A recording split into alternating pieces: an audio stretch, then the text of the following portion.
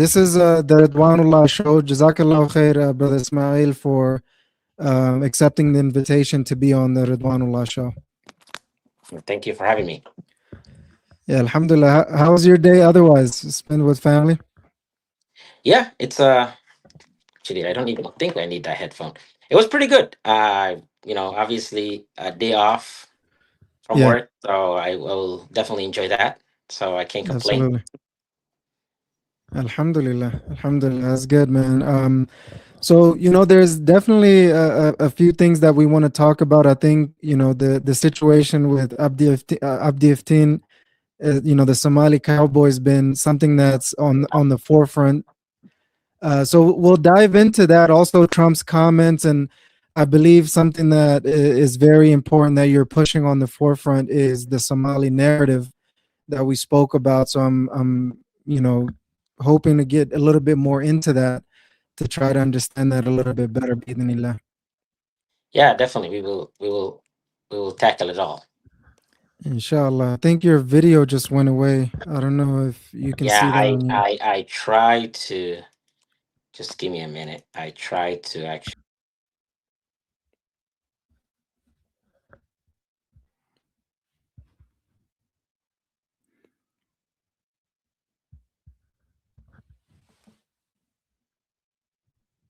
Fine.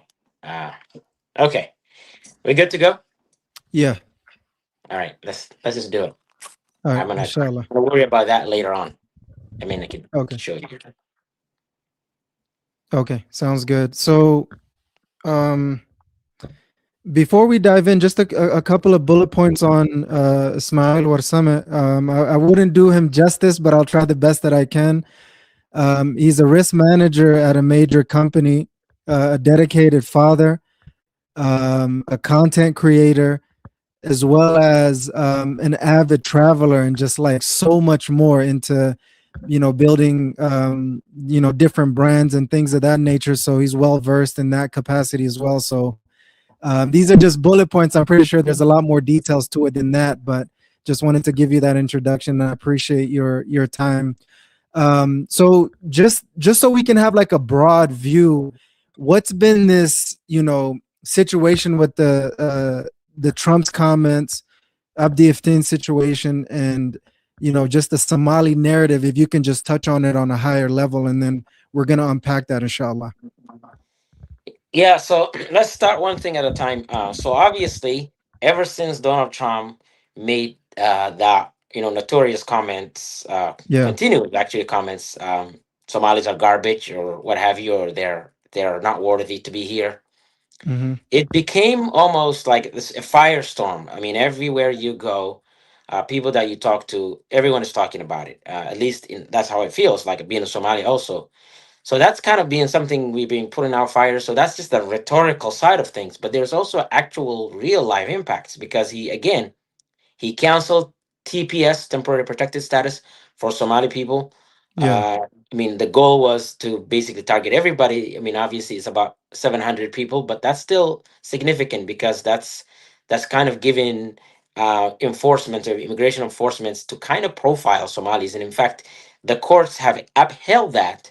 So Yeah. that doing that, they just basically kind of having free for all. So it's not just TPS people, it's not undocumented people, it's every Somali looking person can be at risk. So that's Right. that, and that's something we have always been dealing with it. I'm sure folks in Minnesota kind of borne the most of the brunt, but we kind of all had dealt with it. I know you in Utah is Yeah. no exception. I'm living in Oregon, same thing.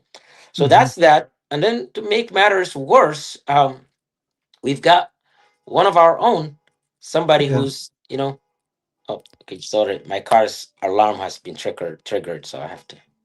Okay. Okay, uh, so let me go back. So let's see. So yeah, I hope you can see it. Yeah. Basically, what happened was the then one of our own, somebody who's Somali, Mm-hmm. happens to be from Maine, say state I used to live, Yeah. was kind of adding fuel to the fire. By that I mean frequenting very unfriendly media platforms such as Fox News and the similar, Mainwire.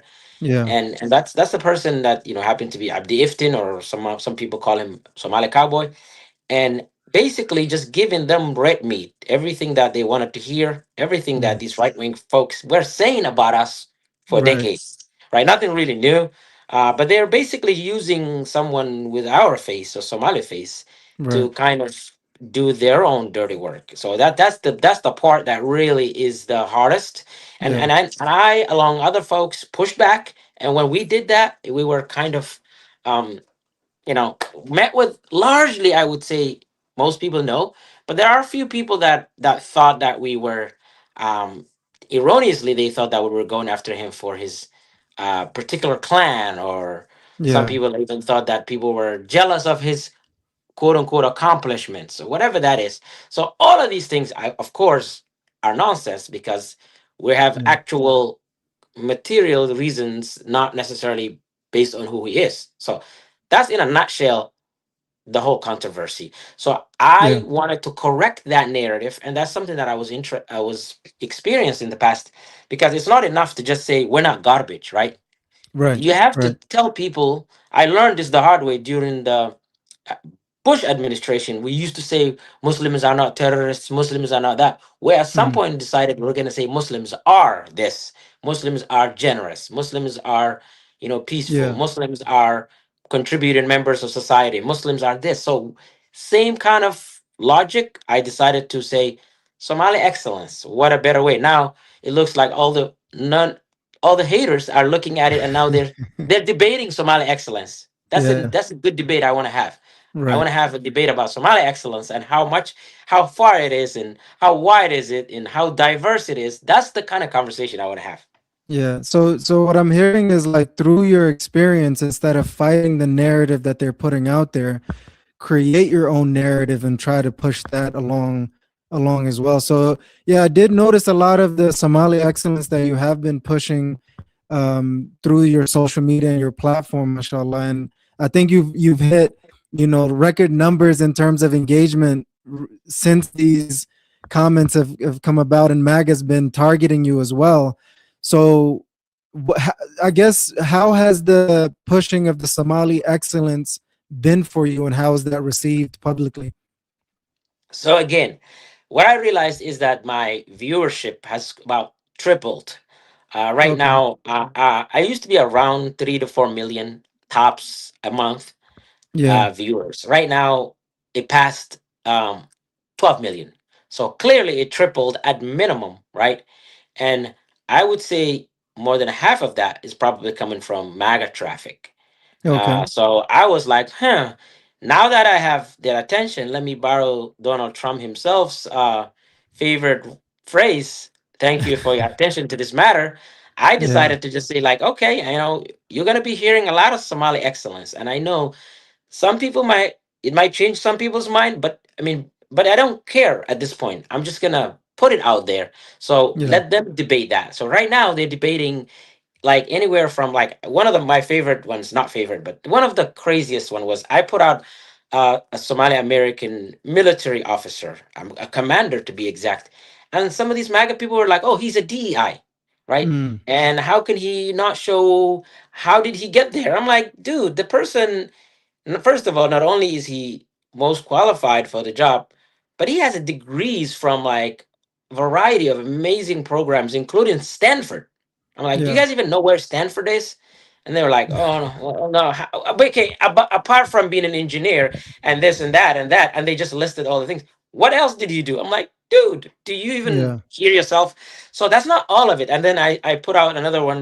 I think she was a woman, or a person who's a doctor at Johns Hopkins, or some kind a researcher, and they were like, "That's it, one person," and I'm like, Yeah.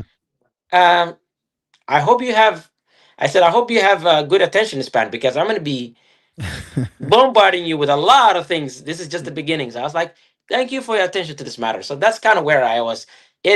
But it's received well. Yeah. I'm already getting, like, my inbox is exploding. People Mm. from all walks of life doing amazing. I am surprised. Not Yeah. actually, I would say, not s- not surprised, but I actually did not expect how The volume quickly of it. those things will come. I was like, okay, Yeah. you know what? I may be getting like two, three people.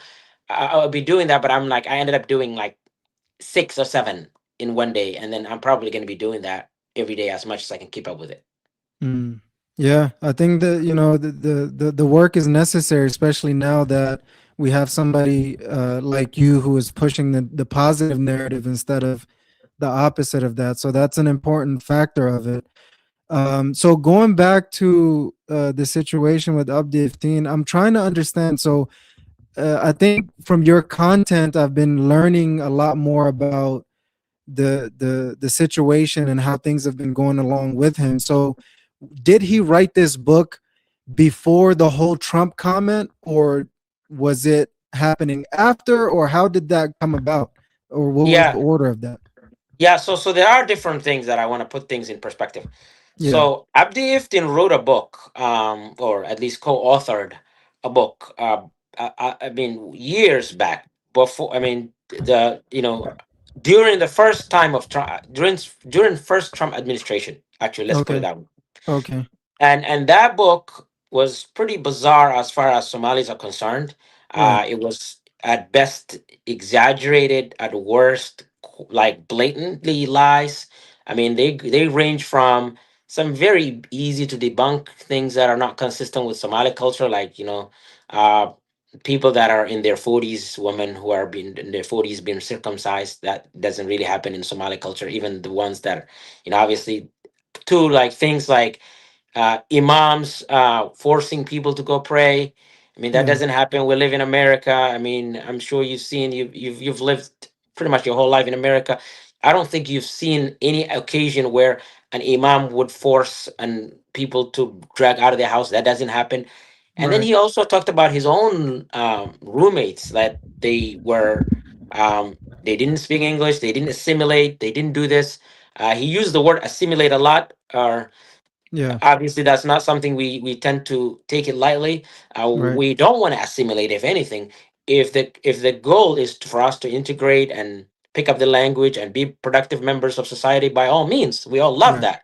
Right. But we're not going to assimilate. That means you just basically let go of your culture, your identity, your heritage. And I don't think any serious academic or serious person in any way would actually Yeah. expect that. The word that's more softer kind of accomplished what is needed, is integrate, integration, in which we all. So he, in the book, he keeps pushing for that, and he says they don't want to do that. They don't Yeah. want Somalis don't want to do that. They want to eat their own food. They want to do this, making it that's as if that's a bad thing. So the audience of the book is not it's not a Somali person. It's not even someone who's educated in this case. It's someone who maybe already harbors negative views about Somalis and just gives them confirmation bias. That's what the book is in a nutshell. And we pushed it back. So that Yeah. was years ago. The book was pretty much condemned widely all throughout the United States, from Seattle to Minnesota to Maine, everywhere in between. Yeah. Nobody wanted it. It was actually canceled events. And then we kind of Yeah. moved on, right? Society moves on. We all moved on. In fact, at some point, we even forget about the book, myself included. He came to Oregon, and at Yeah. that point, I was trying to extend an olive branch to him. I was like, I actually picked him up from his hotel, took him Yeah. to the masjid with me, dropped him off at his hotel, and I gave him some advice, saying like, hey, brother, I understand, maybe people took advantage of you when you were new to the country. You Mm-hmm. wrote this book, but from now on, you just find something better to do. Like, obviously you've got some talent, so you utilize that to help out your people. And he seemed to be receptive of that. In fact, we even made a post together.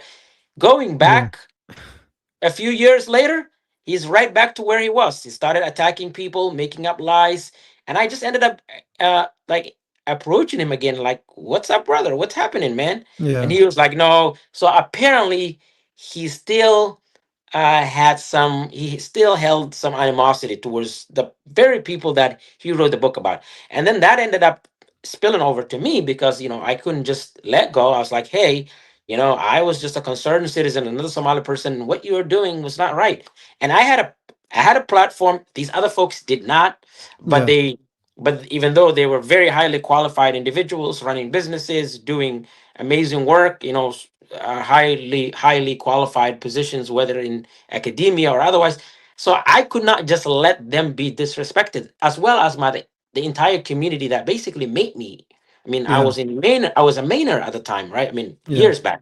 Not Yeah. we didn't overlap, but to me, and Didn't then overlap, meaning you guys didn't live in the same place at the same time? correct. So we never actually Okay. overlapped. He Okay. came Okay. to Maine at least about 5 years after I moved away to the West Coast.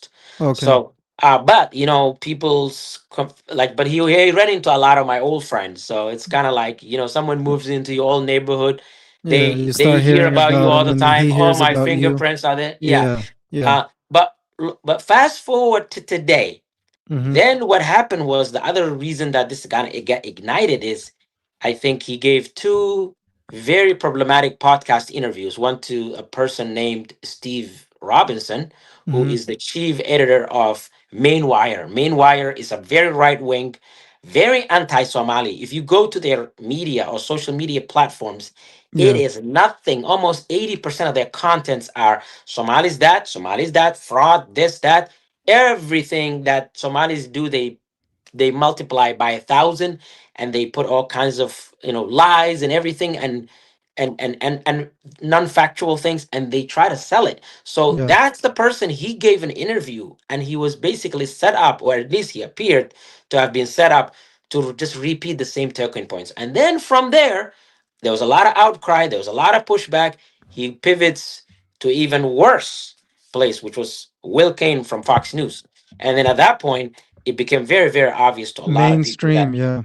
it became like, and he bragged about it. And this is not someone who, by the way, doing this unknowingly. In fact, he himself previously said that Fox News is, quote, racist, and they promote racism, especially against Somalis and other immigrants.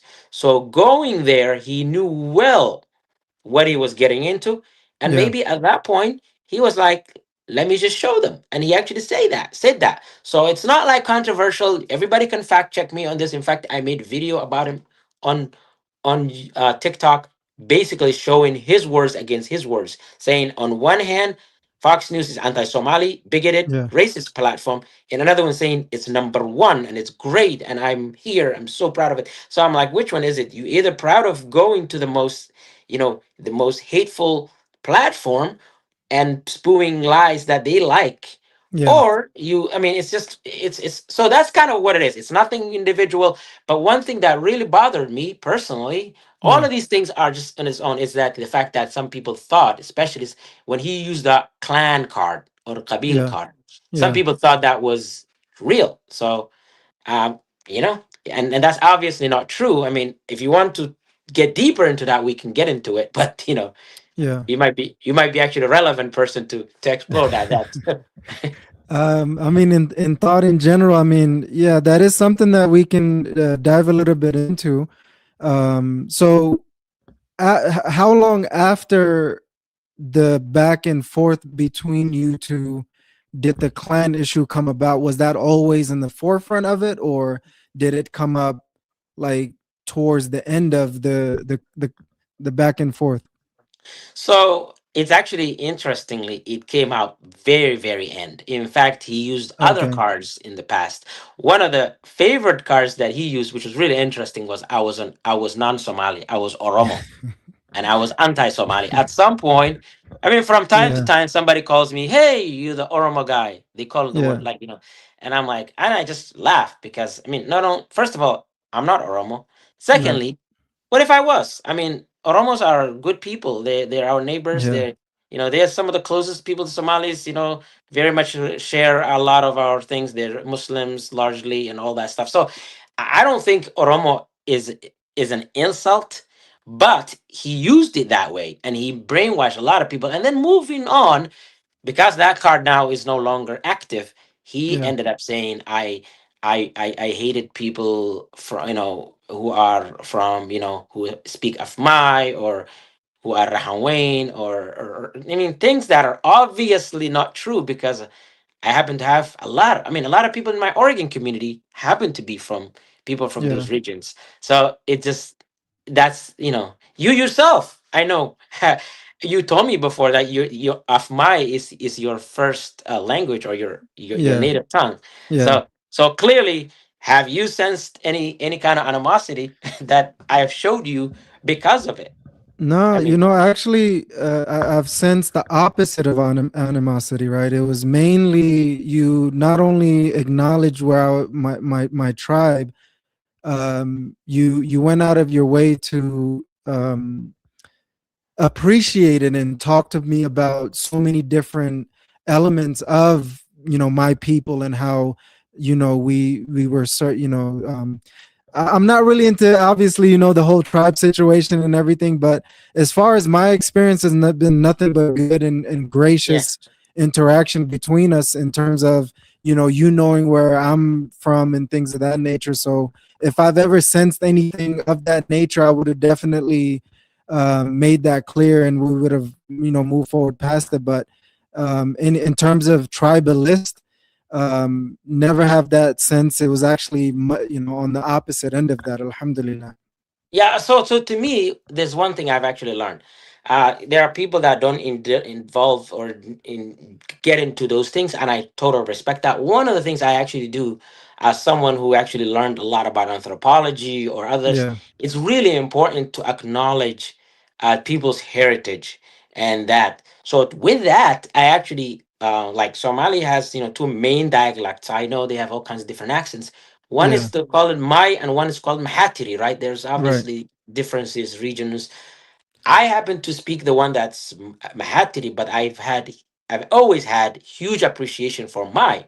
For right. one, it is another major Somali dialect. Secondly, there's a lot of wisdom in that language, and Yeah, I'm fascinated with it. Like, I remember one of the first things I heard, and I might have told you this, is like afwakun meluko ame, meaning like if someone who's all talk no action. We used yeah, to say like this person has that. And then we had a lot of other things, like in there's one of my favorite sheikhs. His name is Sheikh Abdi Hayy. Sheikh Abdi Hayy basically he talks a lot about he uses a lot of my um, wisdom, right? yeah, And he, yeah, like, you can see him quoting that, and it's amazing. So for me, it was the opposite of that. And when I saw, I've always actually liked, I enjoyed people that have, that kind of dialect. So when I heard that, and which is like very much recent, like not even we've been dealing with this guy for years, and it only just came out. I yeah, think when he ran out of everything else, that just was like the card that he took out. And I'm like, wait a minute, I didn't expect that, because that would be the last person that you can use that. In fact, I've been to many events where that was appreciated, or so to me it was like it just didn't make any sense. However, I know that when people are struggling to push back and their arguments do not stand on their merit, they yeah, just then start coming up with all kinds of things. So I'm not surprised, but it was just weird.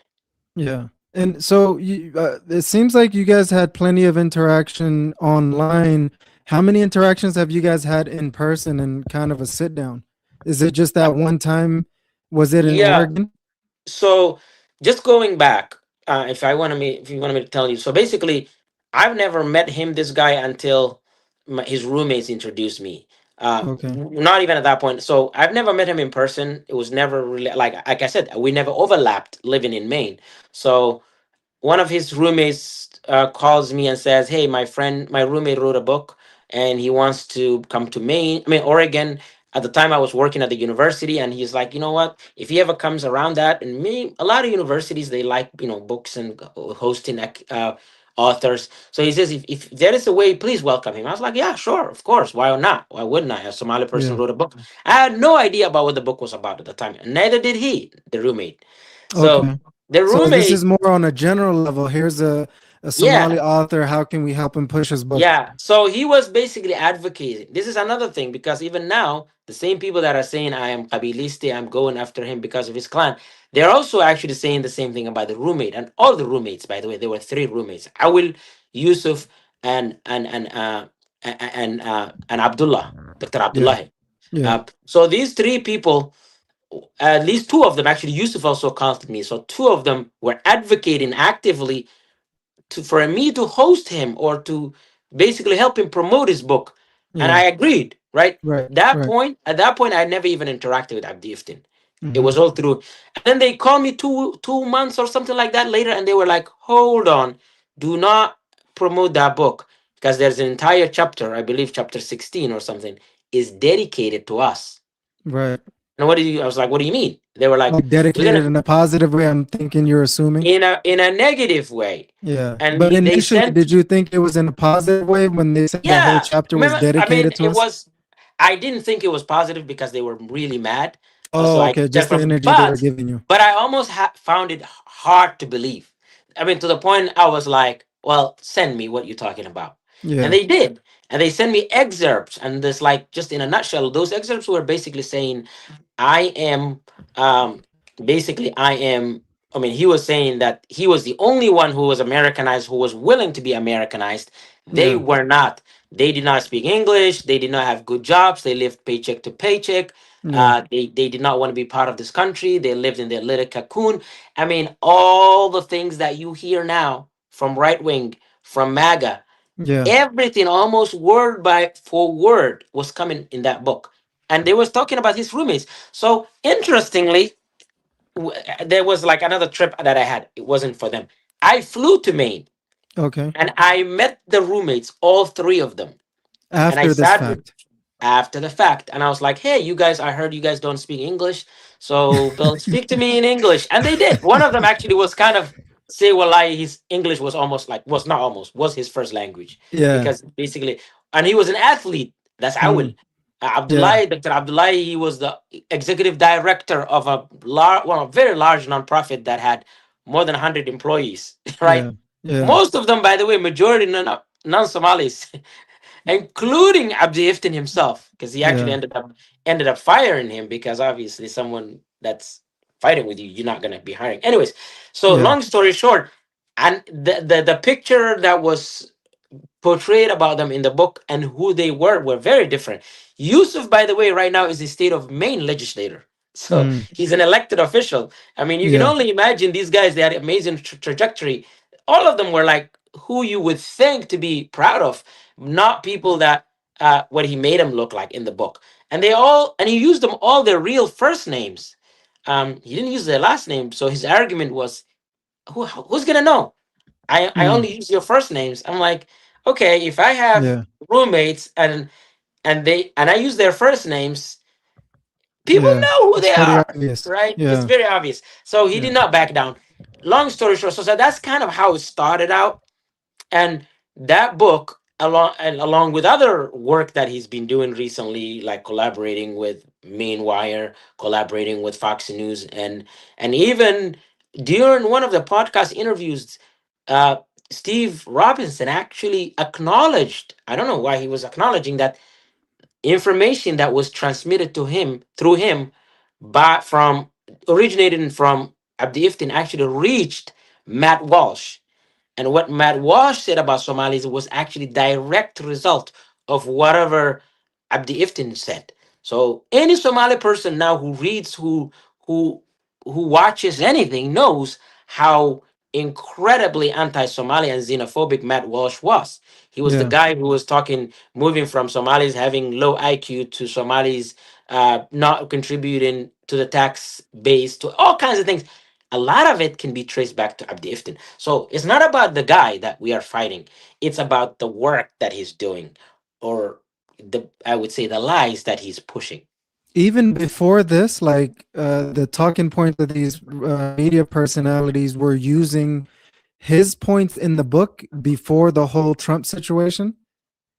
I mean, if you think about it, the whole book portrays exactly. I mean, I could write that book and I would end up in the most. I would it would end up right alongside Ayan Hirsi's kind of stuff. Like, I mean, xenophobe. I'm not talking about. I'm not getting into his religion, right? Because that's another area that I don't want to get into, right? Yeah. Yeah. But like, as far as the rhetoric and policing Islamophobia, um, pleasing xenophobia, saying Somalis are not model citizens, should not be brought here.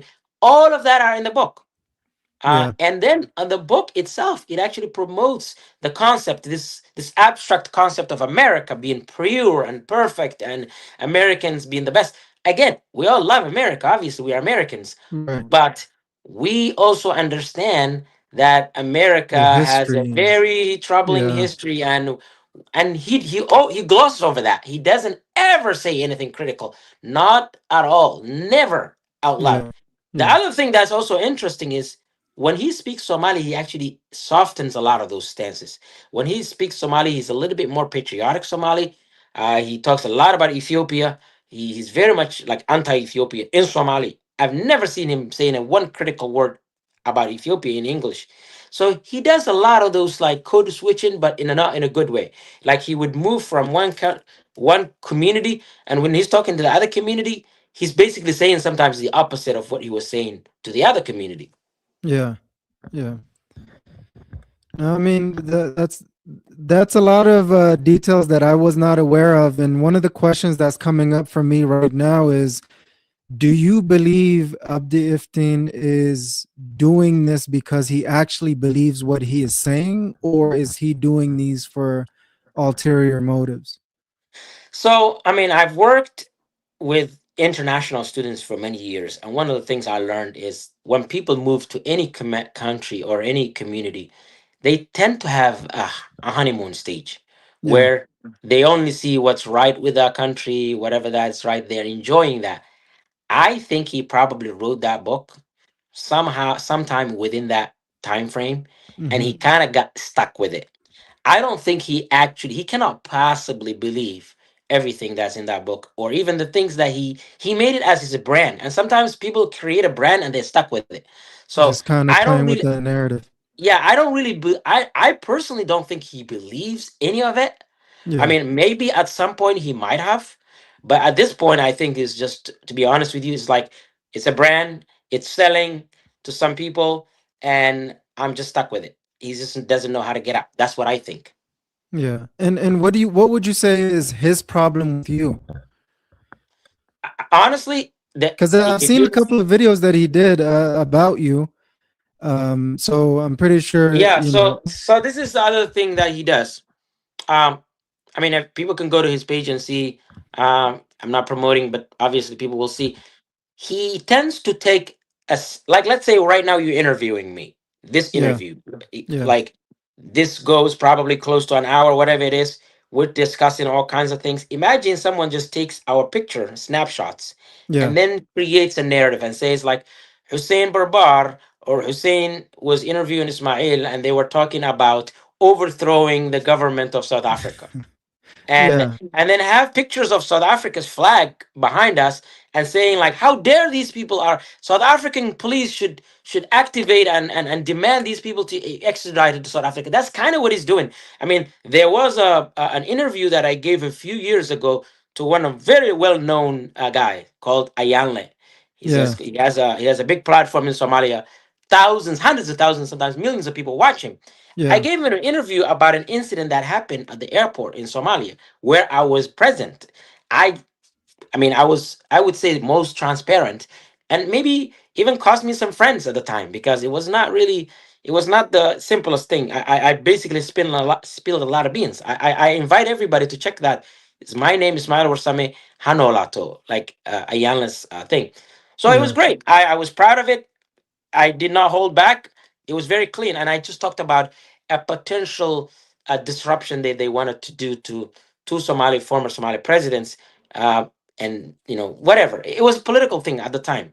Yeah. He took that, and he said that I was actually trying to conspire to harm the presidents, and I should be somehow arrested. When that didn't Yeah. work out, then he took pictures of my children and myself, and he says, "Look at this person. He's pushing all kinds of agendas and this and that, and whatever the flavor of the day is. One day I am pushing allegedly um, gay agenda.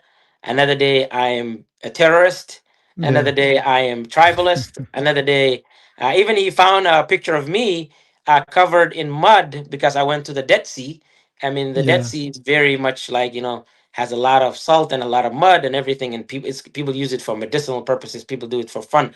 I did Yeah. it, right, and I posted that picture, and he took that picture, and now he's actually making a story out of that picture. Like somehow I am in like I am weird, right? I'm one of Yeah. those people that involved in some of these rituals, and that should be so. Basically, he will make up anything, and I'm not the first victim on that. If you look at his page, it's a pattern. Look at this person. He's this. He's that. So it's in a way. I think that's maybe for him a survival mechanism. I mean, it's just to me, it's weird, honestly. I mean, Yeah. I wish he actually uh, talked about the actual context of whatever videos or pictures he's taking. Like, I wish he actually played those videos. He doesn't do that. What he does is he just takes the videos and he Clips puts and whatever yeah, what like not even he just takes like maybe 30-second clip and it will just put stories on it. mm.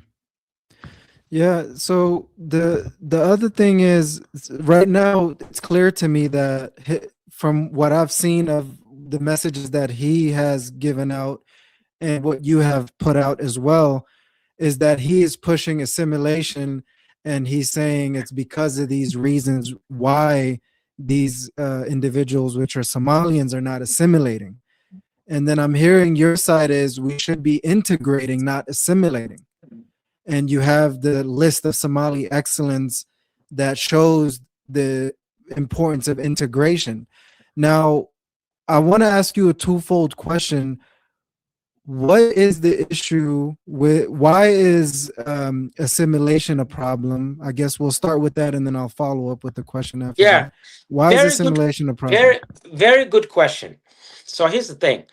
Yeah, Um, you're sitting in front of someone who has been married to an American for the past 19 years, American born, raised, you know, mashallah. like, you know, basically white Caucasian, whatever it is. So Yeah, clearly, if anything, my house is a bicultural, right? By definition, right? right. Obviously, she cooks her American food and all of that and likes and everything. She didn't even change her name. She's a Muslim. Yeah, She retains her own culture. I retain my own culture. We bring it together, we blend it. And there are a lot of people like that, and there are people that are, married to a full Somali wife, and they still enjoy all the things like sports. And I've seen Somalis that are like football fanatics and yeah, basketball and everything that you can think of, as far as all the things that we can enjoy. But then there are certain things that we don't want to be part of, right? I'm not part of Halloween, right? yeah, I'm, yeah. I'm I'm not part of a lot of things. I'm not celebrating Christmas right now. Uh, but that Right. doesn't mean like I probably will celebrate July 4th. Like I can pick and choose whatever is not going to conflict with my values, because I have values, right? And that's the difference between, but assimilation, what it means is something like um changing, like something like basically trying to blend, which they won't allow you anyways, like Ramaswamy, or this other lady, Yeah. Nikki Haley. A lot of people actually did that, and they now still get called Indian. There are people that try to do assimilation, forgetting about whatever whoever they are, and trying to basically be someone else, and that doesn't work. So for me, even if I wanted to, uh they won't want you. I mean, Right. they're the white supremacists and all that. They don't care. So for me, I I have been educated here, just like you Yeah. are. I Yeah. speak English fluently. I mean, I go to like sports, like everybody else. I do a lot of things. I eat some of the seasonal foods, and I would Which is be oh, integration. yeah, I would be ordering like, pumpkin spice latte in fall, and like, I'm sure you do that too. Like, Yeah. we all enjoy this land. There is nothing wrong with that, and we integrate everything at the same time. I mean, I could be wearing my ma'wis, right, to the Right. masjid Right. or everywhere, whatever I want. Like just Yeah. actually, a couple days ago, I was to went to a wedding, and I literally was like I was walking into the 7-Eleven wearing my waist. Like I could care less who Yeah. says what, right? Yeah. I mean, I walked into the Embassy Suite Hotel, checked in with my mawis, and I feel zero remorse for that, because there's absolutely nothing wrong. And once Right. you integrate, but for him, That is not okay. And he kept saying, like, why do they listen to Nasheed? Why do they do this? Right. Because he thinks that if you do those things, you're not American. And he actually said that in another interview one time. He says, when I first came here, him saying Yeah. that his host family, his white host family, non-Muslim, they gave him a prayer mat and a little bucket to use it for the bathroom and stuff like that in Yeah. his tinja. And Yeah. he says after about a while, he says, like, take that away from me. I don't need it. I'm an American now. So Subhanallah. that to me Yeah. shows a very shallow thinking of what even American born people don't want that. Even Yeah. these white Christians or atheists or whatever, non-Muslims, they did not want him to lose his identity. They tried. They went out of their way, Yeah. right? And Yeah. and and so that to me shows his mental thinking, like where his mind is. And to me, to be honest with you, that's the kind of assimilation I'm opposed to, right? I don't want to forget everything, my language, my Yeah. everything. And if I did that, I would not even get points from props points from those who, you know, from those who don't like me or Yeah. whatever. It Yeah. will just make me look inauthentic and fake. Right. And I think that's one of the things that I learned from our conversation is that it's important to, you know, integrate, right? Keep your faith and your culture without, you know, obviously taking away from the current state of the country that you live in, which is America for us. But I do see that there is an issue with assimilation on multiple levels, not only culturally, but more importantly, faith wise. So, you know, we live in a country where the Constitution protects the freedom of religion. So he's technically unconstitutional if he's pushing the assimilation, right? And In yeah, and the that other thing aspect is of it. like even the integration. Like I know I see people like yourself, for example. I want to put you on the spot. Yeah, Uh, when I came to you in Utah, one of the times you took us to a basketball court, right? yeah, I yeah. mean, you're wearing your thobe, right? You saw no conflict in that, right? Right. Like shooting some hoops in your Yeah, thobe, right? Because uh you basically taking a full advantage of what American is, right? Because you are obviously as American as they come, mostly you communicate in English. I think that's what you're comfortable with the yeah, most with. yeah. But at the same time, like you have no problem, dressed up the way you are. And I think there is something I respect about that. For me, it's not even necessarily about like I hate American culture. I don't. Right, Right? It's just right. that like we have something else to contribute that's beautiful. We have Right. something to bring that's beautiful. And most people tell me that, right? Most American born people, that's what they like. I mean, I Yeah. remember at some point, people who used to work with you, I used to bring them Somali fudge and they loved Uh, it and they uh, would look forward to it. And yeah. like, and even now, I try to take people to Somali food and they like Somali history and culture and this. Like, it's not that these cultures aren't gonna hate each other. It's just Right. like, there are certain things that you may think is weird. Fine. You don't have to be Yeah. participating in it, Right. right? Uh oh, you don't like me eating with my fingers? Fine, right? Like they were saying the same thing about Mamdani, right? He's Yeah. someone Yeah. who's the highest official officer Yeah. in like the up what they call like the America's financial hub, everything, but he still eats everything with his hand, right? Or he does Yeah. that. And Yeah. some people thought that was outrageous, but they don't realize what's wrong with that. So that's who I am. And that's what integration that I like. I get to pick and choose what it is that works for me. Yeah. And that's all protected by the US Constitution. Absolutely. And what do you say to those individuals who say you being a full Somali is anti-American? So that's really, I mean, they neither understand what Somali is nor America. Mm. Because a Somali person is someone who loves his people, who basically who knows who he is, who's not shy away from, whatever. So that's a Somali person. Yeah. American is someone who believes in freedom of religion, freedom of speech, freedom of expression. These are ingrained in American values. Americans died for these things. The Yeah. founding fathers literally said, they even referenced They used the word Mohammedans, but they meant Muslims. They said even a Mohammedan can become a president. They said that. Back And then. George Washington has the Yeah. Quran, right, in the Subhanallah. Library of Congress. These Yeah. people had so much respect. And even as recent as Reagan, Ronald Reagan, he was influenced heavily by a Muslim scholar called Ibn Khaldun. You know, Yeah. some of the economic books he read were from Ibn Khaldun. So Mm. people are just ignorant. If they knew actually that those who are actually learned, those who Yeah. have been founding fathers or whatever pioneer is, whatever their problems are, they knew it very clear that a Somali person can be 100% Somali in America and at the same time 100% American. And that's what I believe.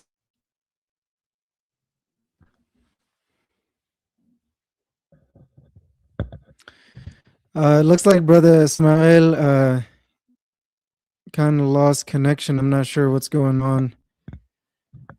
Um, but I mean, it's as he's making his way back. Are you back? You good? Yeah, I think my. Can you see me in full? Yeah, I can see you and hear you perfectly right now. Okay. Well, it just looks like from this, I can't really see myself in a full. Okay. Anyways, but let me see that if the streaming is good. But go ahead, continue. Yeah. Everything seems to be good so far, at least on my end. But I think you had that point that you're making regarding, the Somalians and the Americans, and Americans thinking that, or people might be thinking that being a Somali is anti-American. And I think you had like last few points to finish up on that. Yeah, I mean, there is no mutual. They're not mutually exclusive. Being Somali and being American, and Yeah, it's only to those who are ignorant or those who are willfully ignorant and don't want to actually accept us. They have a problem with America, not us. yeah, yeah, absolutely. And I think that is a key difference for us to understand and appreciate. It's not, don't be threatened by the difference, but appreciate the differences and build on that. I think that's what I'm hearing in terms of what I'm Absolutely, taking away from that. So absolutely. um, the the narrative that you're pushing right now, because the Somali excellence.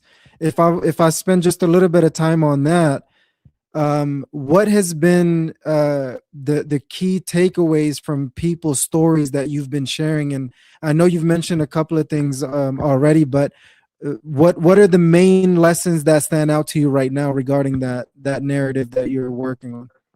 One of the things I'm learning, I'm seeing as a pattern is how successful these people are, Yeah, and how um and at the same time how many of them are, you know they're like, not many of them, all of them, they're, if they are a doctor, their clients and their customers are Americans. If they are, let's say, a teacher or whatever, their students are everyone. They are serving, you know, America basically. So we're serving, and even the business owners are serving, right?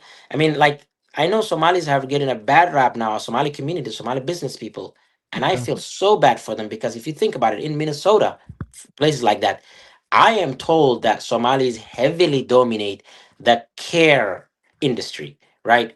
That's like people in home health care, or child care, or autism intensive care centers. Like, recoveries. yeah, Yeah, yeah, these yeah, people are working in hospitals like Mayo Clinic and everything and everywhere in between.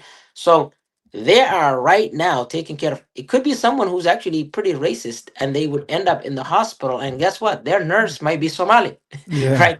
And that's That happens. probably their, that's a very, they have a very high chance of that. But they, at the same time, they don't realize. And once you, so that's what I saw. Like, I was like, a lot of these people are doing service. They're doing, whether that is like, in the healthcare industry, or business industry, or what kinds of things they do in service.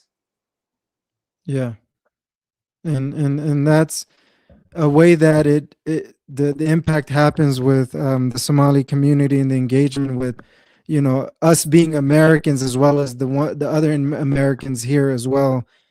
And I think one thing I realized is that you care about the Somali narrative deeper than a lot of people that I've seen. Why is that? Like, why do you care about the Somali narrative more than others? So this goes back while I was during my undergraduate years. Yeah. I was privileged to be part of what they called at the time, out of the University of Maine, Somali Narrative Project.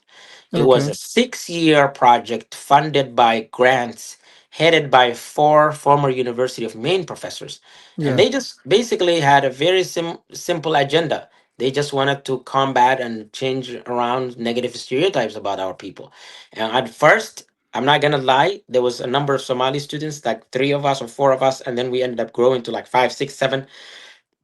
I was skeptical. I thought at the time they just were like going to take advantage of us, and they try to use our name as our face and just concoct bad stories. That's just what I thought. But then I sat down with them and I realized it was the opposite. And when I did that, for 6 years, we conducted research, we Yeah. traveled around, we developed something called readers theater. We basically took apart every single negative stereotype about our people. Yeah. So at the end, we compiled all that work into a book called Somalis in Maine Crossing Cultural Currents. It's the proudest work that I've ever been involved. You know, all of us who were involved in that book wrote chapters or articles of that book. I wrote a chapter about higher Somalis in higher education, right? Mm. Something I really enjoyed. I was like, you know what, I'm going to Yeah. talk about this, right? Yeah. And not just like always just a flashy part, but I also talked about the challenges and some of the recommendations that I have for scholars and universities and schools or whatever. And then other people talked about, like one of my student friends, she talked about her trip back to the refugee camps and, you know, doing some interviews there. We all did all kinds of things, you know. Even my own wife, at the time we were together, so she wrote a chapter. It's her story of being Yeah. married to a Somali person, and people saying ignorant things to her at the Mm. time. You know, it's Yeah. funny. Things don't Yeah. get actually like stereotypes existed. We're talking about back in 2011, right? Uh, so it was, and the book actually work happened mostly prior to that. All of it actually prior to that. So from me, that I have seen the fruits of that labor. I have seen how it changed a lot of people in Lewiston, Maine, which was the epicenter of that, became very, very, very much integrated city. Actually, I think per capita probably it has the highest Somali percentage in any city in America.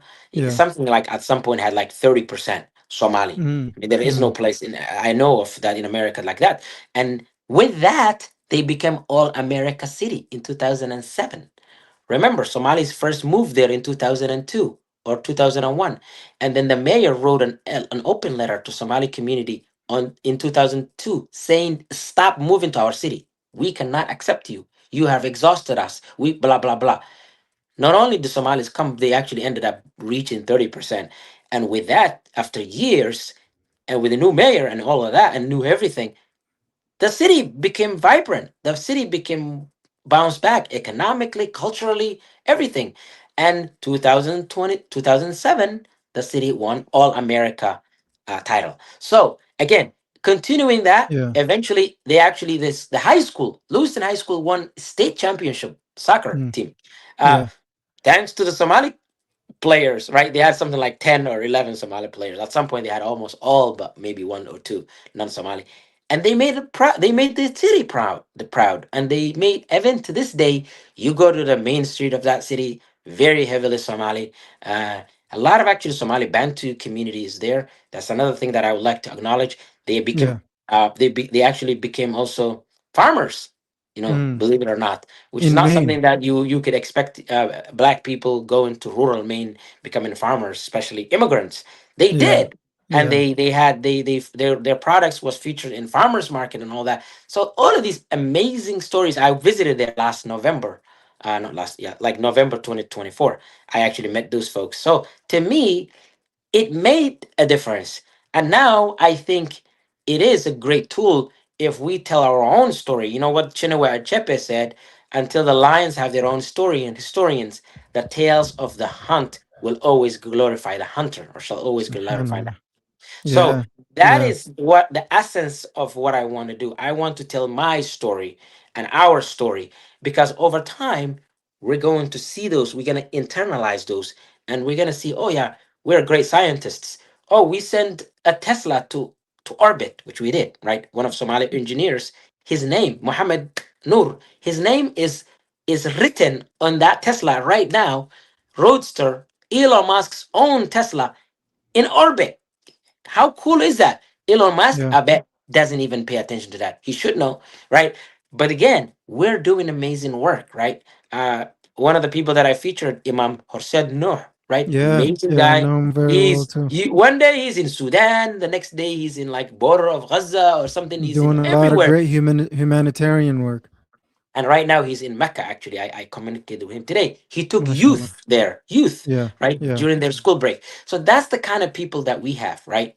Um, we have like people like Dr. Bol, Abdi Bol, who is vice chancellor in the state of California, very high position in the community college system, serving 116 community colleges in Yeah. helping with workforce. We have people in working or have worked in State Department oversaw the entire medical uh, section of that. I mean, supporting diplomats. Americans benefit from Somali labor, and that's what exactly what the city of Boston's mayor said. She said you cannot talk about Boston and everything that progress that happened without talking about Somalis. That is the person who knows her community, her constituents. That's how they see us. But there's then those who are not close to the ground, who are just ignorant, they will say whatever. So Yeah. that's what motivates me in a sorry about the long-winded answer. No, no, absolutely. I think I was absorbing what you were saying. So you're definitely spot on. And specific points that you mentioned. I think for you, what I've always noticed is you're always standing up for like the marginalized individuals and trying to be the voice for the voiceless. As you shed light on me, I've been just thinking about the things that you're doing, and the excellence that you're displaying as a Somali, and just want to quickly highlight, you're somebody who's mashallah well educated, has been in the educational system for quite some time, and pivoted, but also still has some roots within the educational system, creating content to influence Somali excellence, and directly or indirectly. And I think I was also seeing the Ummah Fit, just quick giving a quick shout out, uh business that you guys started in Minnesota as well. um you Yeah. know and you can mention that in just a few moments, and I just wanted to highlight just a couple of other things. Is that you're somebody who's like viciously working towards reaching your fullest potential, like relentlessly traveling avidly, going doing these things, being there for anybody that is needing of any help and support. So I feel like what you're doing is a testament to your message and your mission, is that you are actually practicing what you preach. And that's some of the most powerful individuals that I tend to lean towards, and get inspiration from. So I hope I did a little bit of bullet points on what you were doing and highlighting that. So I really, really appreciate your work, and it's definitely underestimated. Yeah, no, no, I really appreciate it. And I also want to, give a shout out to yourself and actually the work you're doing. And I want your amazing interviewer. I watched some of your work before. I've met Yeah, you obviously in person. I want people to actually follow you and make sure that they yeah, they benefit from you. Because here's the thing, I am nothing without my community, right? I mm, everything I do yeah, is with because of that. We're all yeah, nothing without our community. We cannot ever be the last thing I want. The worst compliment I ever hear is like, "Oh, you're not like them. You're like one of the best, or you're the best." Like, I don't want to be the best. I want to be the worst. I want to be yeah, the. I want like to say, "Hey, all my brothers, my friends are doing yeah, amazing work. They yeah, are out educating me, out earning me, out competing me." That is what I want to be proud of.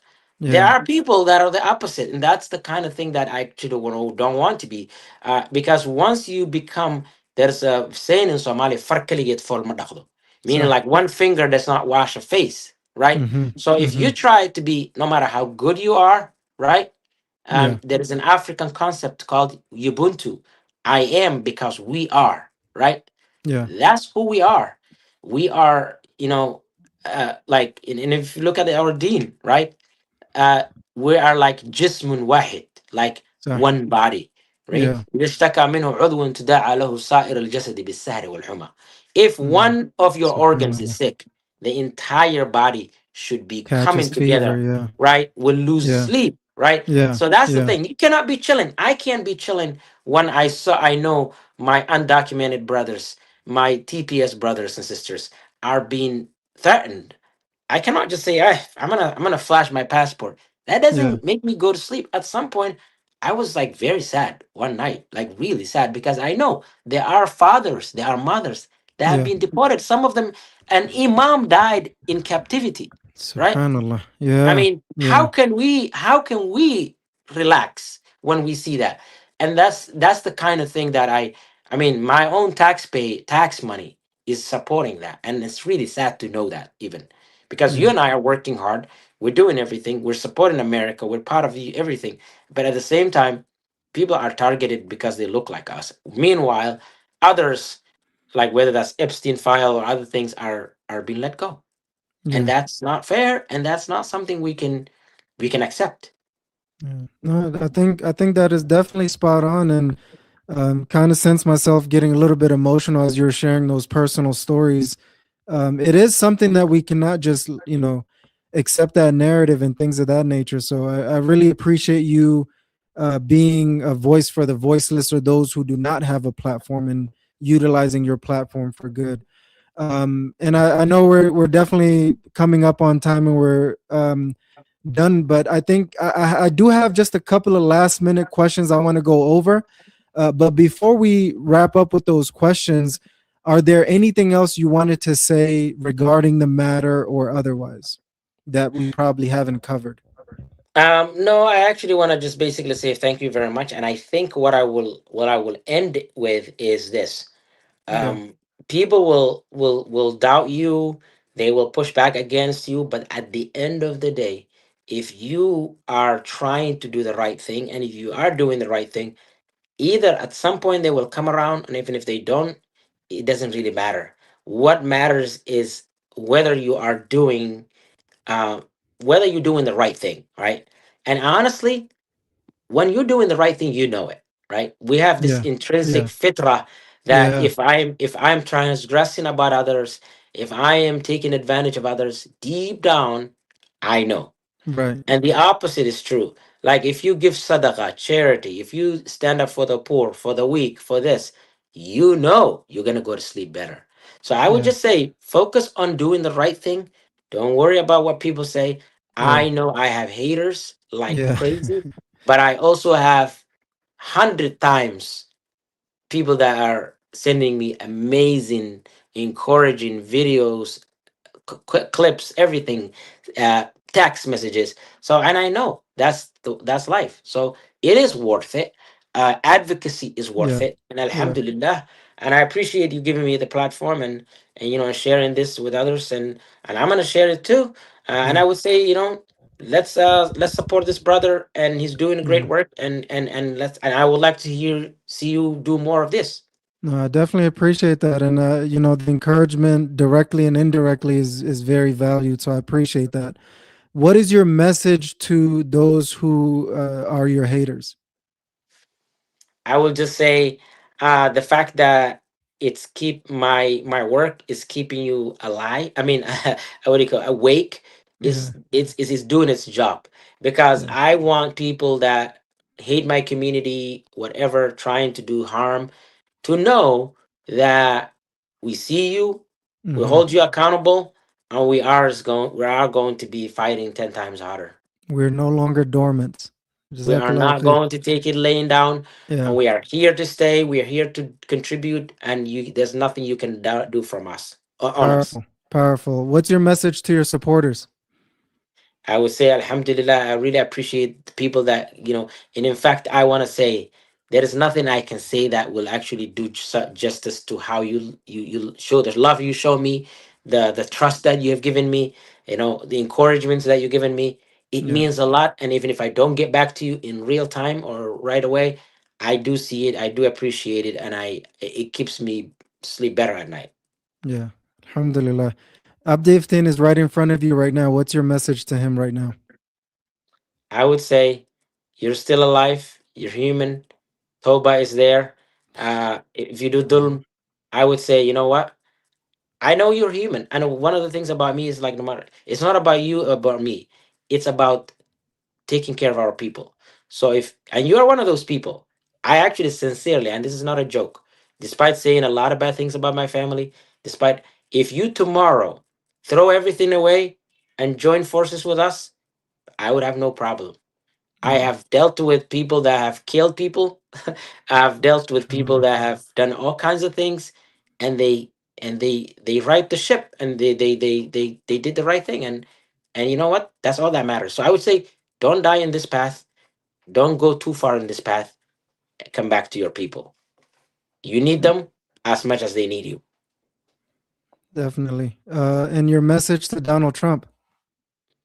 I would say, Donald Trump, um, you are going to be miserable. If you want to make our community miserable, I know that they're going to outlast you.